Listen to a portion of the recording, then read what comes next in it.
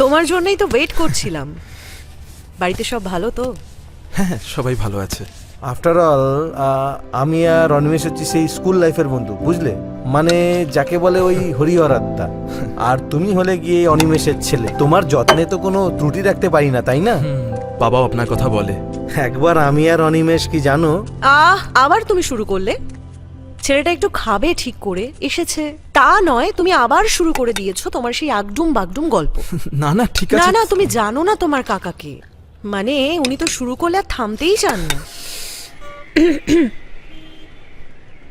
ও আপনি? কেন আমার বাড়ির ছাদে অন্য কাউকে এক্সপেক্ট করছিলেন?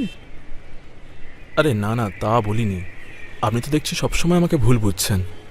আমি কিন্তু এতটাও খারাপ মানুষ নই। First impression is the last impression. হ্যাঁ, প্রবাদটা শুনেছেন কোনো দিন?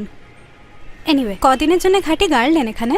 মানে মানে কদিন থাকছেন? এখানে কিছু কাজ আছে, দিন সাতেকের ব্যাপার। Then back to North Bengal. 7 দিন ধরে বাঁদরটার বাঁদরামো সহ্য করতে হবে বাবা। এ কি, ও এখানে কি করছে? আরে ওর কথা তোকে বলেছিলাম তো, অনিমেষ আঙ্কেলের ছেলে সার্থক থাকবে এখন কিছুদিন আমাদের সঙ্গে। হ্যালো, আমি সার্থক। আরে অনিমেষ রে, অনিমেষকে চিনি, এই তো অনিমেষের ছেলে, খুব ভালো লেখালেখি করে, কিছুদিন থাকবে আমাদের সঙ্গে। যা ইচ্ছে তাই করো তোমরা, আমি আর কিছুই বলবো